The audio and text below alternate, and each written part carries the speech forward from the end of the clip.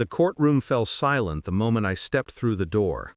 At first, I thought it was the usual tension of a divorce hearing, the forced civility, the thin smiles, the quiet performance of people pretending not to hate each other.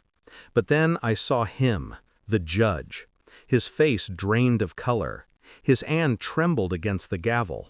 He looked at me as though he'd seen a ghost crawl out of his nightmares. "Dear God," he whispered, forgetting the microphone was still on. "Is that really him?"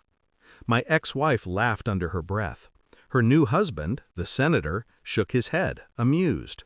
I didn't speak. I didn't have to, because the only ones laughing were the ones who still believed this was a normal case. They had no idea who I was, or what I used to do.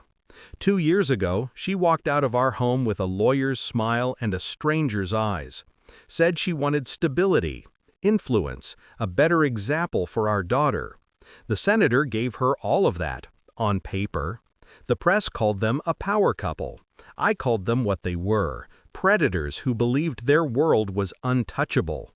When I asked for shared custody, the judge smirked. "A soldier?" he said.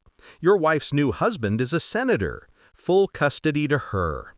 That was the day I realized truth doesn't matter in court, only power does.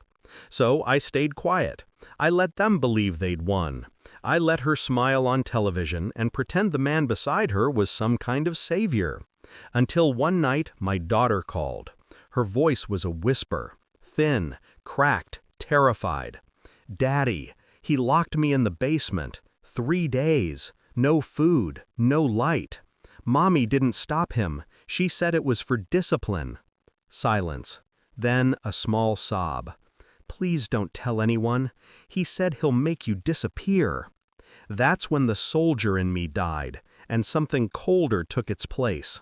I didn't shout. I didn't call the police. I made a list. Names, numbers, locations, people I hadn't spoken to in a decade, men who don't officially exist. I made one call. No threats, no emotion, just a sentence. It's time to collect a debt. Then I waited. 3 days later, the senator missed a committee hearing. His staff said he was unreachable. The media said health emergency. My daughter's school called to say she'd been picked up by her mother's assistant for a long trip. But I already knew where she was. When you've spent 18 years as a CIA interrogator, you learn to track lies, not through data, but through behavior. I traced the senator's private plane manifest to an airfield in Virginia. Its return flight never landed. Meanwhile, the judge received an envelope. No return address, no fingerprints, just a single drive labeled classified, level 5 clearance required. Inside were photos, coordinates, transcripts, proof that the senator had been laundering black funds through a private security contractor. The same contractor tied to 2 missing field agents, the same division I used to train. When I walked into court that morning, everyone thought it was about custody. It wasn't. The judge knew. That's why his hands shook. He'd read the file. He'd seen what I'd done before. The names, the operations, the outcomes. He knew that the senator's disappearance wasn't a coincidence. It was a correction. "Mr. Callan," he said slowly, his voice breaking on my name. This case has taken an unexpected turn." My ex-wife frowned. "What's going on?" The judge didn't look at her. "Ma'am, your husband is under federal investigation." Her face collapsed, shock first, then fear, then something close to understanding. I didn't move. I didn't blink. Because in that moment, the mask she'd worn for years, the arrogance, the superiority, fell away.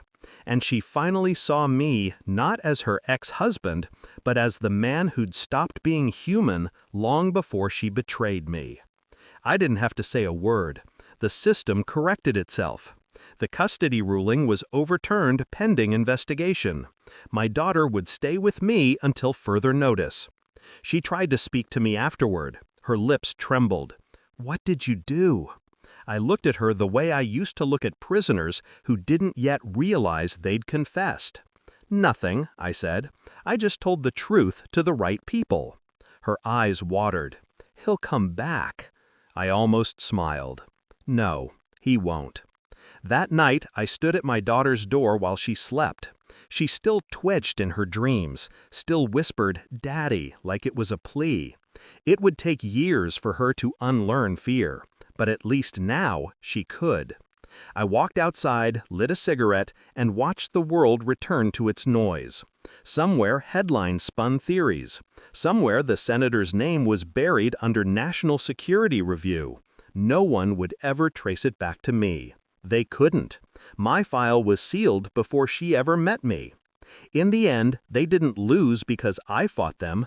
They lost because they forgot who I was. Final line. I wasn't her ex-husband in that courtroom. I was the consequence she never thought would come.